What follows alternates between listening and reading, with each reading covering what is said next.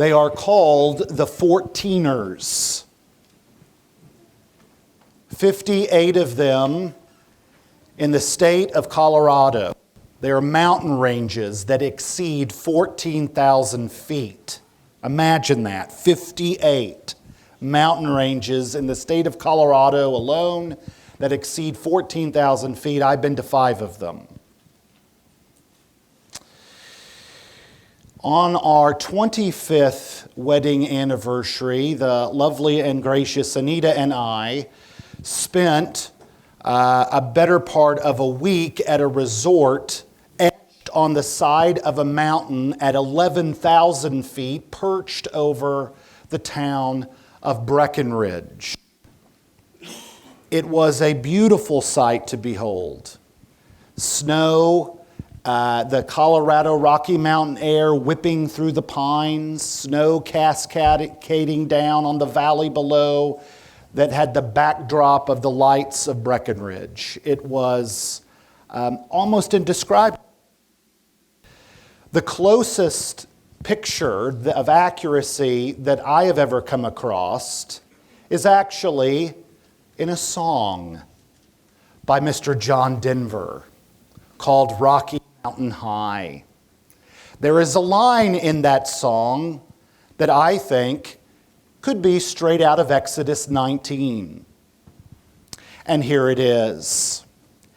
And the Colorado Rocky Mountain High, I've seen it rain and fire in the sky.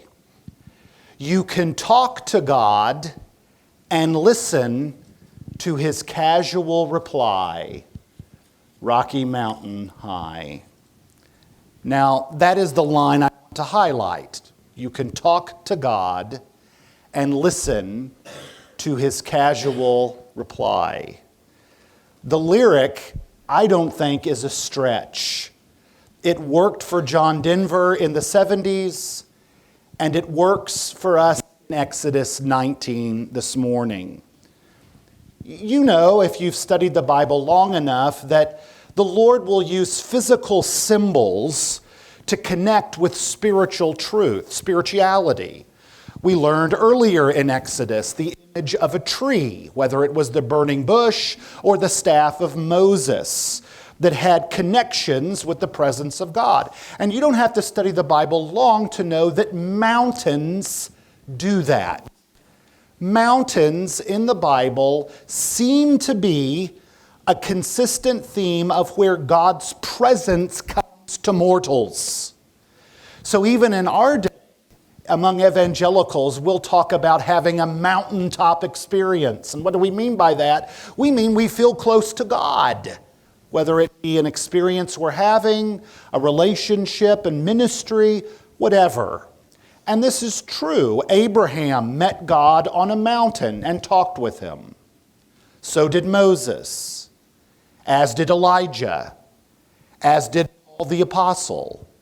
And of course, Jesus himself, the embodiment of God, met with his Father on the mountain, where the Father came down and actually spoke audibly there on the mountain. This is my beloved Son in whom I'm well pleased. Listen to him. 17 times by my count in chapter 19 alone, the term mountain is used to describe the meeting place of God, where Moses goes and talks to God and listens to his casual reply. Moses will march up and down Mount Sinai at least a half a dozen times before Exodus is through. 3 times here in this chapter alone. Moses' journey, of course, has come full circle. There are so many parallels, bookends really, from chapter 19 to chapter 3. A lot of the same language is used. The only difference is there Moses talked to God in a solitary way, he and he alone. Now in chapter 19, Moses does the same thing, the same type of conversations, only this time he brings over 2 million people with him. You'll recall in chapter 3, Moses' mission on that same mountain that he finds himself in chapter 19 was to go and rescue God's people and bring them back to this mountain. And so his mission comes full circle and he rendezvous with God. Now, Israel is going to remain at this mountain for 1 year. We're told that this takes place 3 months after they've been released to Egypt, and according to the timeline, they'll spend 12 months right here.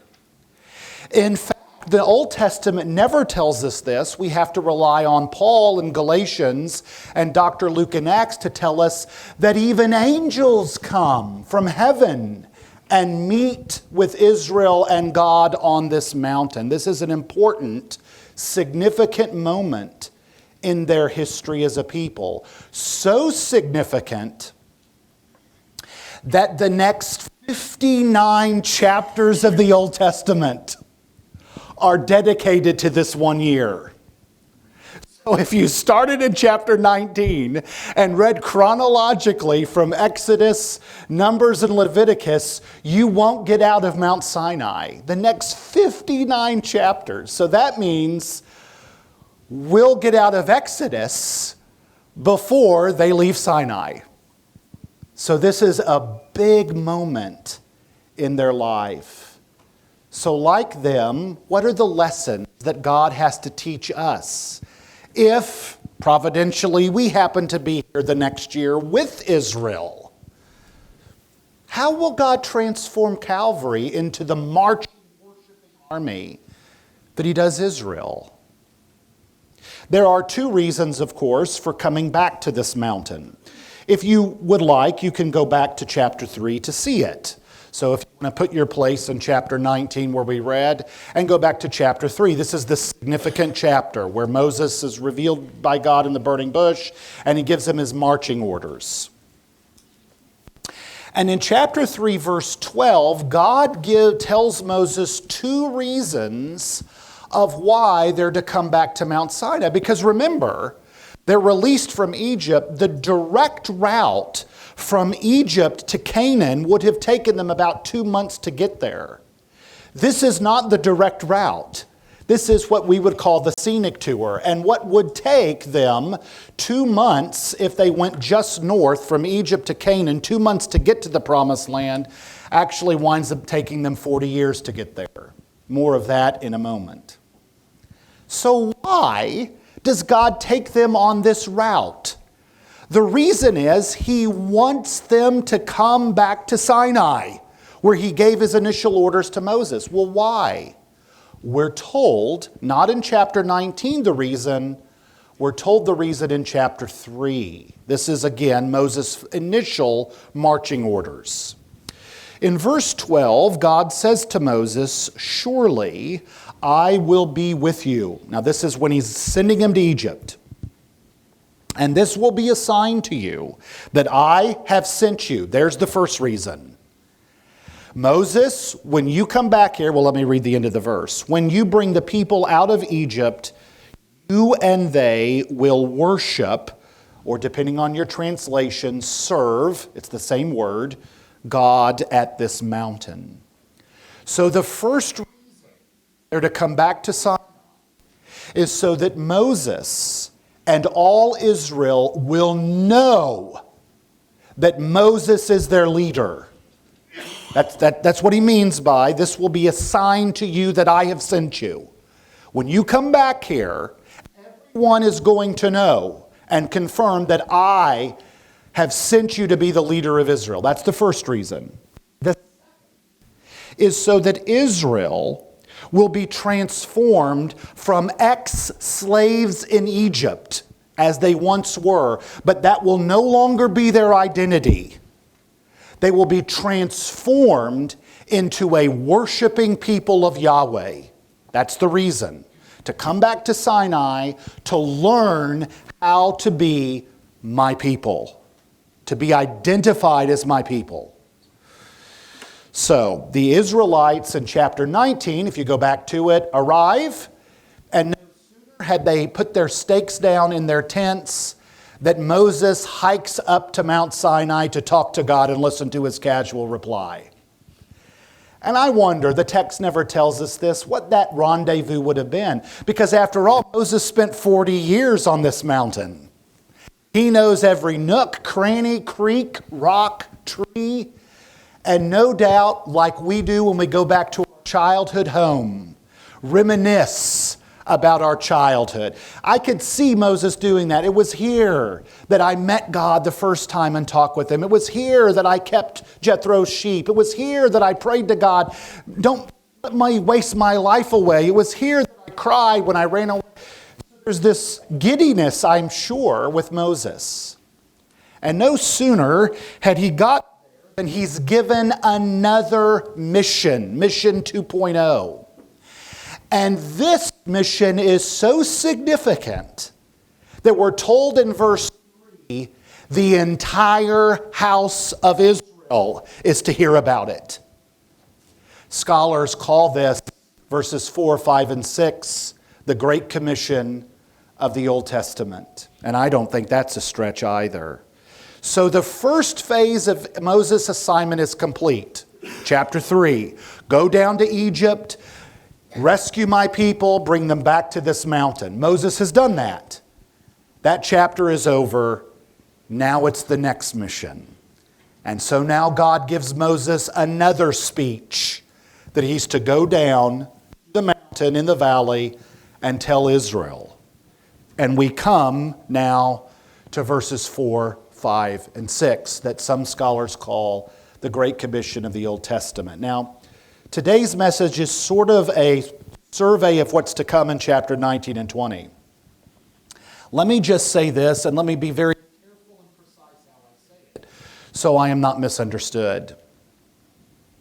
As important as chapter 20 is familiar and precious as the Ten Commandments should be, they are not the central focus of chapters 19 and 20. The Ten Commandments of Exodus 20, as important as they are, exist because verses 4, 5, and 6 of chapter 19 exist. Exodus 20, the Ten Commandments, simply answer the question, how are we to be the people that verses 4, 5, and 6 tell us we should become? So I'm not in any way to minimize the Ten Commandments, but if we don't understand the context of what's going on in chapter 19, we will moralize the Ten Commandments like 20th and 21st century American evangelicals have done, I'm afraid, and miss the rich beauty, happiness that they are to convey, that Jesus, of course, reapplied in the Sermon on the Mount for us. He begins in verse 4. So before we get into the nits and the nitty-gritty, really it can be divided into 2 points. Verse 4 is God reminding Israel that he has saved them. And then verses 4 and 5 is to what purpose have they been saved for? All right, so we'll walk that along when we apply it. So let me give the historical background and come back and say, okay, how does Calvary today fit into this mosaic? Beginning in verse 4, God, Yahweh, tells Moses, you go back down and tell all of Israel, not just the house of Jacob, all of Israel needs to hear this. Verse 4, you yourselves have seen what I did to Egypt and how I lifted you on eagle's wings and brought you to myself.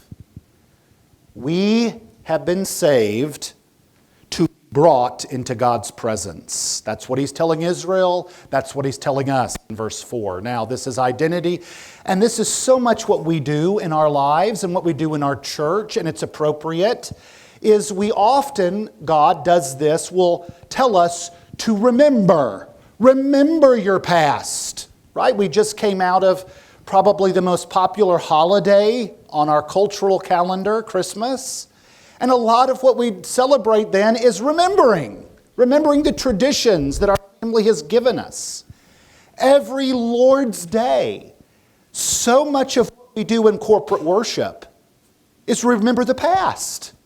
We're going to do that in a few moments when we take this meal. And we're going to hear the exhortation of our Lord, the head of the church, say, when you take this, remember me. So there is so much good, and a bulk of this commission is never forget what I brought you from. Never forget what I've done for you in the past. That's verse 4. And it's actually beautifully written, isn't it? Notice what he says here. Don't forget what you saw of what I did in Egypt and how I lifted you on eagle's wings. Have you ever seen an eagle in flight? In real, I'm not talking about on YouTube. I used to go up to the Boundary Waters in northern Minnesota and Canada. And one day I actually counted, I saw 43 bald eagles. I see an eagle, I see actually two every year when I go to my in-laws on vacation to the Lake of the Ozarks. Because right across from their cove is an uninterrupted, because it's supposedly an old Indian burial ground, and so no construction, no houses, it's a wilderness on a mountain. And two eagles' nests are there. And every summer I sit out on this deck and I watch these two eagles in flight, and it's poetry in motion. What seems to be for miles, this eagle will spot a bass flopping on the surface of the lake. I can't see it, and I'm on the eye level. And this eagle will come, again, it seems like another zip code. And it will begin to descend at a rapid pace, hit the water, stretch out its talons, be in the water for maybe 1 or 2 seconds, and then up, away it goes with its prey onto the horizon, soaring again back to its roost. It is beauty in motion. And that is how God pictures his rescue of his people. Again, not to John Denver you to death, but he wrote another song called The Eagle and the Hawk, about the eagle and the mountains together. And here is the line to that. I am the eagle, I live in high country, in rocky cathedrals I reach to the sky. And the song develops and it ends with, and I reach for the heavens, and I hope for the future. This is precisely what Yahweh is doing with Israel. He is saying, I was on a high perch in the heavens, and I looked out and I saw you in Egypt, and I remembered you, and I soared and descended down, and I rescued you. And I took you across the Red Sea, and I placed you in a land of protection, Mount Sinai. Don't you ever forget this, what I did for you. But it's very important we see the last line of verse 4. It's important for our own lives and our own spirituality. It's not enough to say the Exodus is about the liberation from Egypt. That is important. They're always to remember that. But that is not the ultimate aim of God's rescue. Neither is the ultimate aim of God for Calvary, for us, simply to be released from our sins, as important as that is. But as the last line says, Israel has been saved to be brought into the presence of Yahweh in a way no other people are. And for us, God has saved us so that you and I ultimately, the ultimate reason is a return to Eden.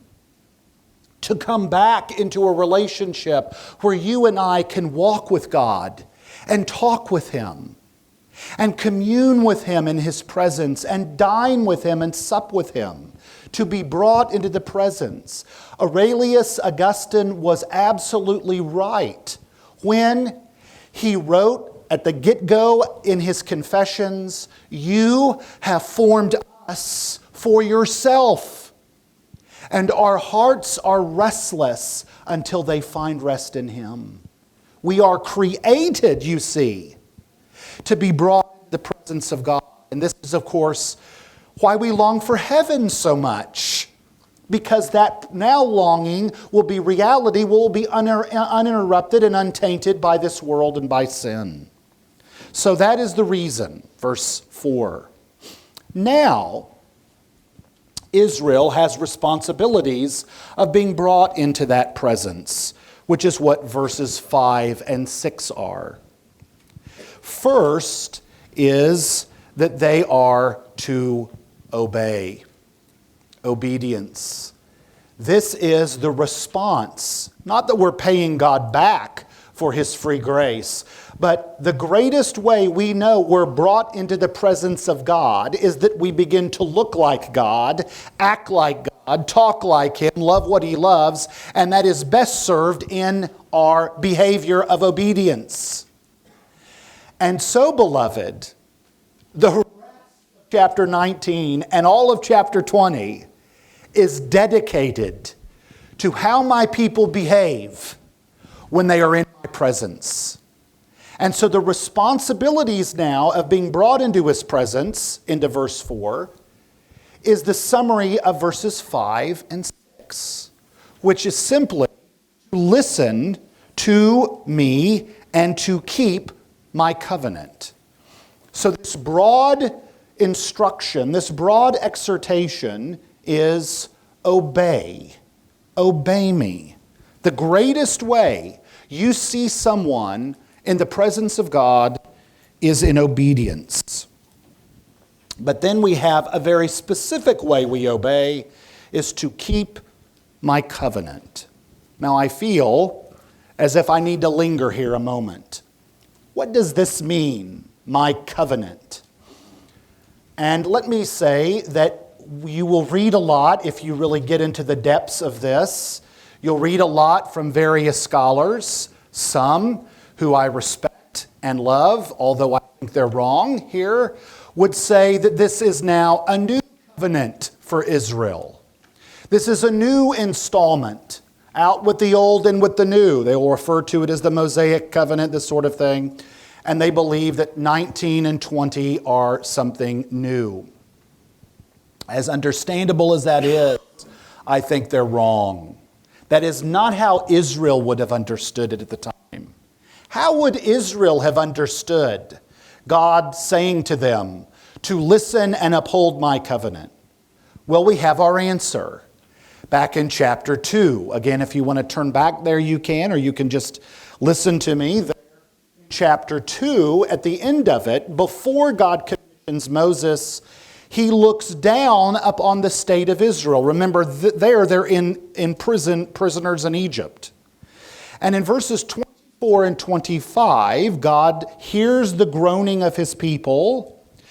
God sees Israel and understands their pain, but right in the middle, the motivation of God's action to rescue Israel and to bring them back into fellowship with Him is He remembered His covenant with Abraham, Isaac, and Jacob, something that is repeated 3 different times in chapter 3 to Moses. So Israel would not have understood this verse 5 as a new covenant. They would have understood it as the old covenant that God gave to Abraham long ago. What was that covenant? It's very important you see that. Otherwise, verses 5 and 6 make no sense. Otherwise, the rest of chapter 19 and 20 make no sense if you don't understand what was the covenant to Abraham and what is Israel's responsibility of that covenant. The covenant to Abraham, back in chapter 12 and 15 of Genesis, and Paul in Galatians gives commentary, is God told Abraham that through you, all the families of the earth will be blessed because of you. All the nations will come into my family on account of the promise that I give you, that your offspring will be like the sand of the sea and the stars of the sky, which was quite provocative since Abraham had children at the time. But God, by faith, was going to take care of that. So the promise to Abraham is that all nations would come into God's family through faith in his promise. That is the covenant that that God speaks of here to Israel. That I'm still working to bring in all nations into my family through my promises by faith. Only this time, I'm not using one man, Abraham. I'm now using my people Israel to do it. So Israel exists so that all nations would come into God's family. In other words, Israel would be a light to the Gentiles so that they too would come into the family of God by faith. If you don't understand this, then the three nicknames he gives to Israel in verses 5 and 6 make no sense. If you don't understand this, then you will moralize the Ten Commandments once we get there.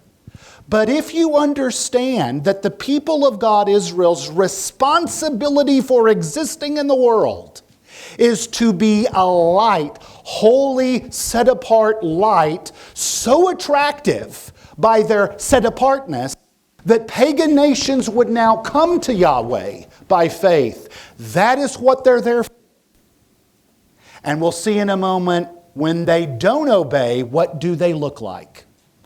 So that is the covenant that is meant here in verse 5. Now there are three nicknames given as we move quickly on to what does this mean. There are beautiful terms of endearment. This is the first time they're given in the Bible. They're not mentioned ever before. This is the first time that actually God gives Israel official names, nicknames, pet names, and they're in rapid fire succession. And they're just given here, and then they're unpacked in the rest of 19 and 20. They are a treasured possession, a kingdom of priests, and a holy nation. The term treasured possession has never been used before. It will be used only again once in the Old Testament by David, and is a term used for royal kings in the Old Testament world. It can be translated prized possession, but it's always used in the ancient world for dignitaries and kings. Let me give you an example, a contemporary example. Our president, Biden, every day receives gifts given to him from dignitaries of other nations. In fact, I learned this recently when I went to D.C. There's actually 2 rooms in the White House near the Oval Office that are simply used for storage of those gifts. So every day the president receives gifts from every guest he has, every dignitary from foreign potentates. They give him a gift and he puts it in that storage lock. Sometimes he gives it away. Presidents give, this gift was given by the president of Zimbabwe, I'm giving it to you. That happens all the time. He has 2 storage closets that are full every day from gifts. That's not what we're talking about here. Is sitting on the Kennedy desk in the Oval Office is a prized possession set apart from those gifts. A picture of his wife or a picture of his children that he keeps for himself. That's the word here that Yahweh uses for Israel. They are my prized possession. They are my royal gift that I set apart. And they are valued for me. David will use that once in Chronicles. Then we have this term, kingdom of priest, which is quite interesting since the official office of the priest have not been inaugurated yet for Israel. That stumps people. How can they know what priests were when there was no Aaron yet? This is, again, a danger that contemporary scholars do by laying something that hasn't happened yet on the text to reinterpret it. Israel, we'll have to wait several chapters before the office of the priest is inaugurated. How does Israel know what a priest is? Well, I've given you several references in your notes. Already in Genesis and in Exodus, priests do show up, but every time they do, they're in pagan context. In other words, pagan nations already had priests. Egypt's magicians were called priests. Melchizedek in Genesis was a priest. And so Israel would have noticed how pagan nations had priests. And in every pagan context, there is a high priest and a vassal priest. And the vassal priest was given orders by the high priest of what to say and how to communicate to the rest of the people. And that is the context that Israel would have understood. That Yahweh is the high priest, dispensing his revelation to the world that will come through Israel. They are to take their marching orders to the world from him, and as such, they are set apart in the nations to be his mouthpiece to the world. And the final term is holy nation, something that seems to be the dominating element in the rest of chapter 19 and 20. It summarizes the first two. That my people that are brought into my presence are to look like me. They're to act like me. And I am holy. The word here is set apart. That Israel is a light in this world now, extending the covenant of Abraham that through you all the nations will be a part of this family by faith. And the way you have to do it is not by becoming like all the other nations. The way that you are attractive is being unlike all the other nations. That's the word holy, which means set apart. Like the vessels in the temple were set apart for use. Like these are holy. We don't take these home and use them in our picnic, right? They're set apart for special use.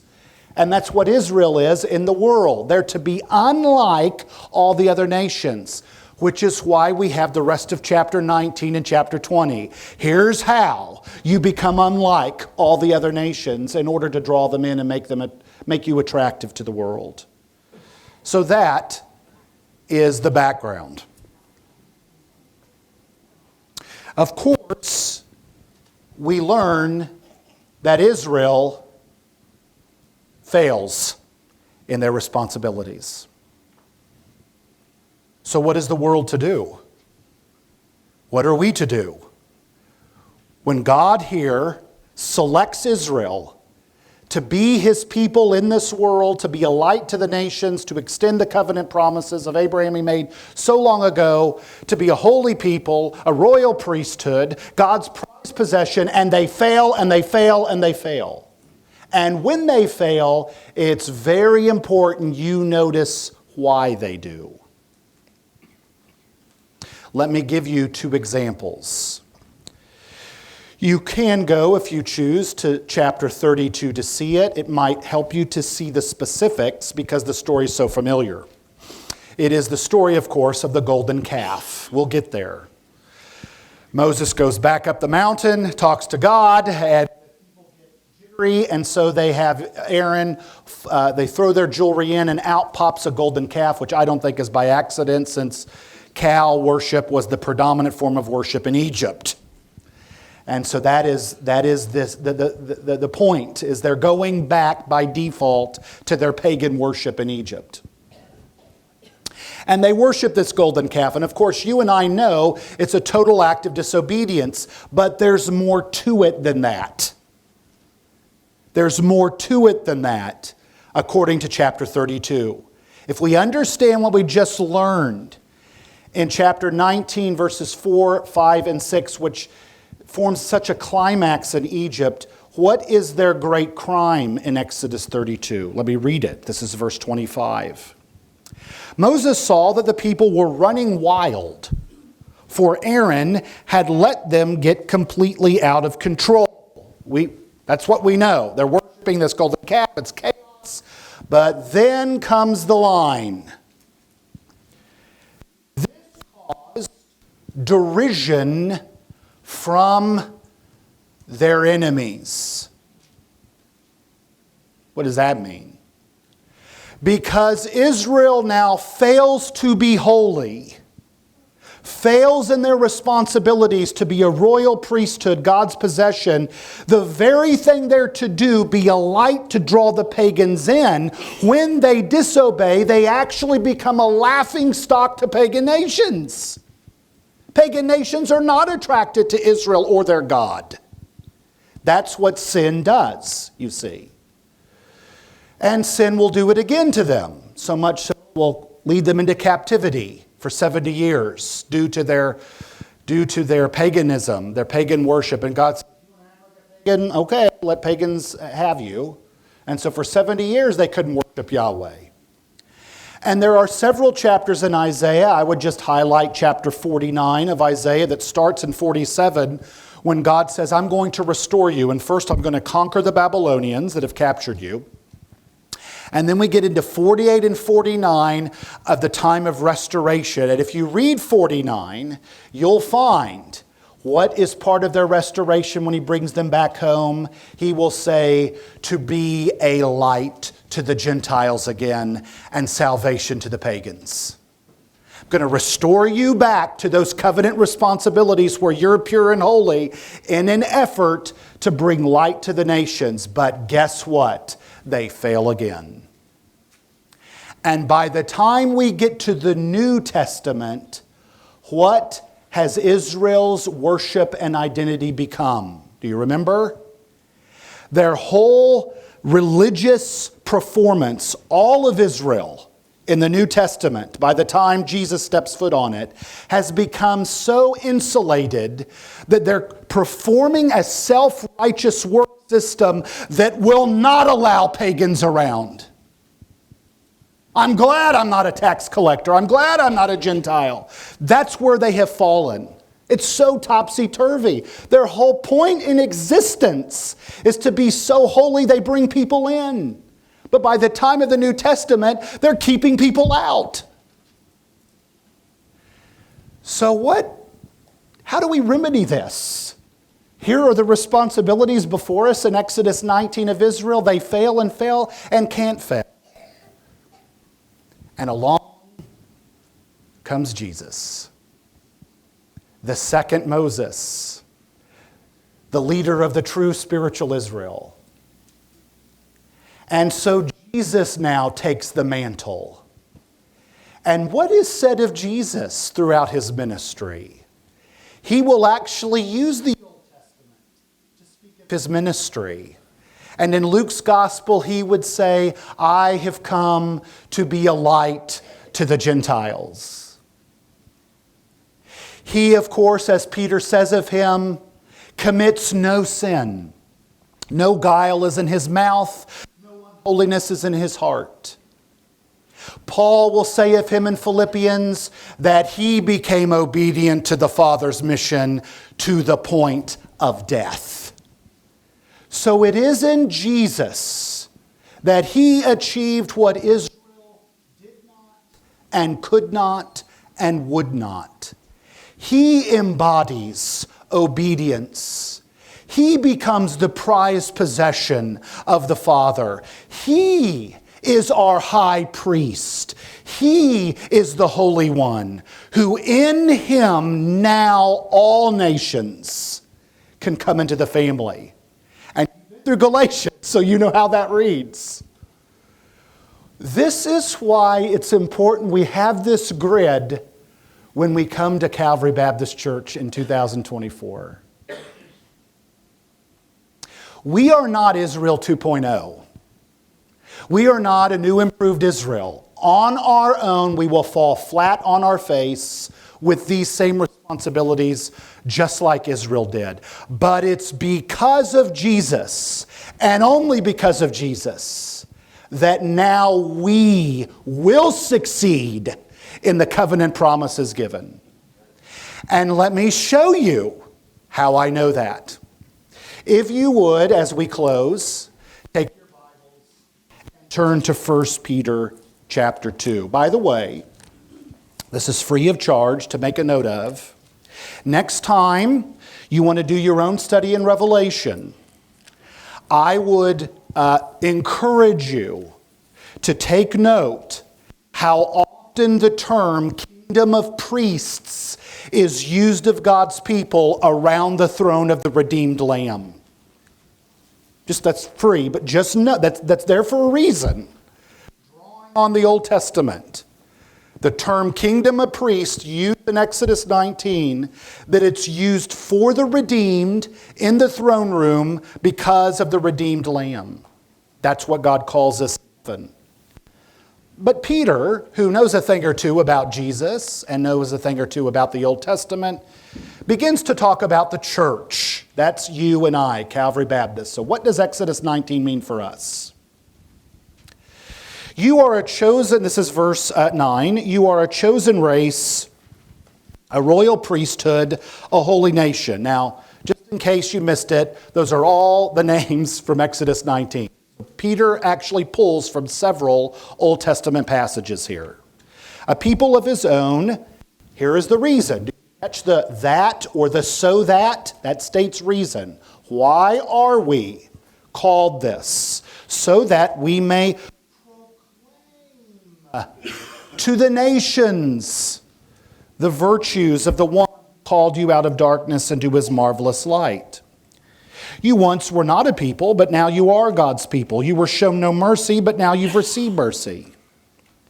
And then on he goes. And later in the chapter, he spends so much time on your behavior.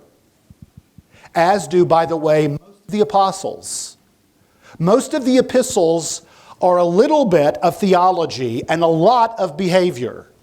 And if you read, of course, the end of chapter 2 of 1 Peter, he is harping on, look like the one who's called you out of darkness. Abstain from fleshly practices. So even if the pagans accuse you, it won't grip because you look like your Lord. Beloved, we only have a few moments together. I wish I could have spent more time on this application, but I would just say in the coming weeks when we do apply it, we are in a wonderful but volatile time of redemptive history. And the church and our church like it must have a lot of discussions on how to be holy and pure in the gospel of Jesus in a quickened, unpure, and unholy culture. Conversations that we didn't think we'd have to have maybe 7 years ago, 10 years ago. Conversations of how does the church remain like Jesus and be holy in a world of, say, transgenderism? And how do we reach unbelievers as lights and make us so attractive that they want to put that aside to come into the family by faith? How, with holiness, does Calvary respond with AI and plagiarism? As a student, you're going to have to deal with that. Getting an occupation, you're going to have to deal. Pastors are going to have to deal with this. What does a redeemed holy person say about this? What does a redeemed holy person have to say about issues of morality, issues of how it's rot gut in politics, and how can we have an honest exchange of ideas with people that believe entirely different than us without coming across being a jerk? These are issues, you see, conversations, and a dozen like them, that the church must have with itself. How do we be holy and pure and so attractive by not becoming like the world? This, of course, is what the old church growth movement told us. They told us that we had to reach the world by becoming like them.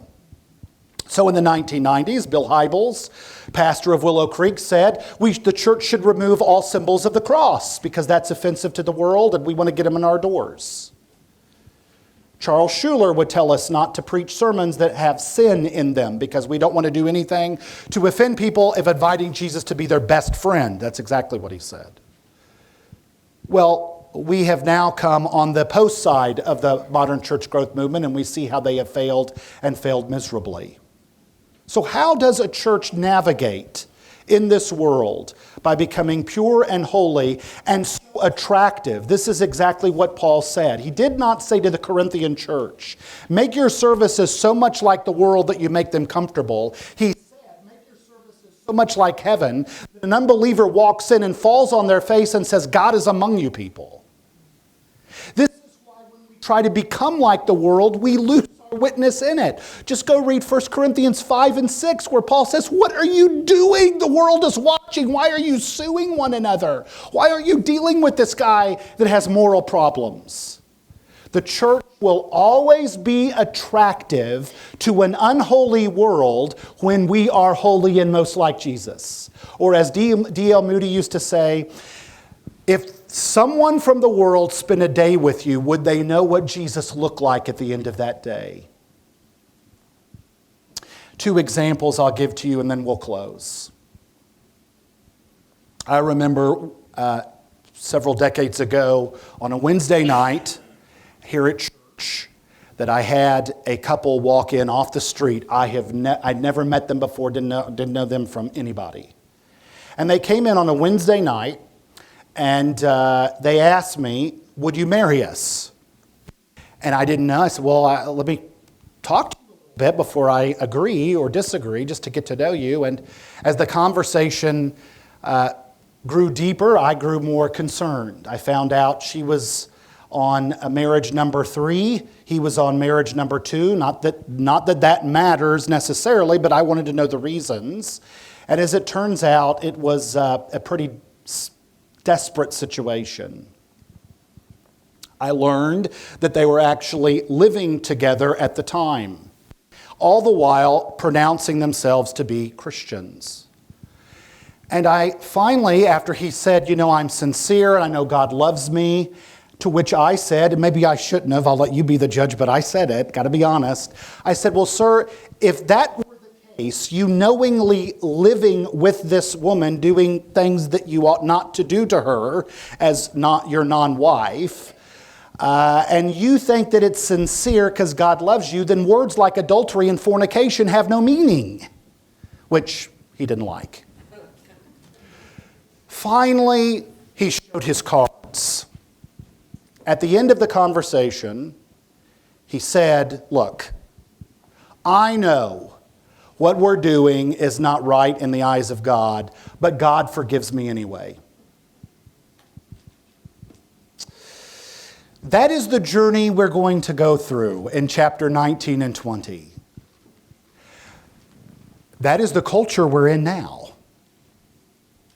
Is that satisfactory for the people of God to say, let's wipe the slate clean so we can dirty it again, God will forgive me? Is that how the people of God are identified? This is what Moses and the New Testament writers using Moses is going to identify Calvary as. I read a story this week of 2 young women in their 20s, happily married, both with multiple young toddlers. Their husbands were friends from high school that started a startup business together, and it was doing very well. They went on a business trip to Boston to sign a deal with a Fortune 500 company. As they were in Boston, coming from their business transaction, a drunk driver driving on the wrong side of the highway hit them and killed them instantly, leaving these 2 beautiful young women in their 20s to both be widows, raising, I think one had 3 toddlers and one had 2. Their husbands, of course, were the primary breadwinners. Being best friends, they attended the same church. They professed to be Christians. And the church gathered around them and wept with them, and of course they asked all the questions. Why did God do this? How are we going to survive? Our hearts ache. They weren't different than anyone else in grieving. But it was the reaction of the reason I got this story, because it became headline news. The news media got a hold of their reaction. These weren't super moms that got a stiff upper lip and carried on with a steely spine pretending it didn't exist. They were hurting, they were grieving, their kids were crying, they knew that their daddy would never come home, no walking the aisle at a wedding, no being there for basketball games or graduations. Their life, in effect, completely had changed. But their local church rallied around them and grieved with them and did their best to navigate them through the process. And a local news outlet got a hold of it and was astounded at the behavior of these two young 20-year-old mothers and the church because of their godliness in the midst of pain. And the last line that the news anchor said, he said more than he knew he was saying, but he spoke the truth. He said, "These are two special ladies." He is right. As Christians, they are special. Made in God's image, separated to be holy in an unholy world, reacting in godliness even in pain. They are indeed special. And so are you. I can't help, as we close, forget the line of Exodus, where God reminds Israel, as he does us, the entire earth is mine. Not just Israel. I own Egypt as much as I do you out wandering at Sinai. I own the Orient, I own everything. But you are my special people. There are some beautiful places in the world. The Rocky Mountains overlooking Breckenridge is gorgeous. I have seen pictures, never been there, in Japan in the end of March and early May, where the cherry blossoms over Mount Fuji.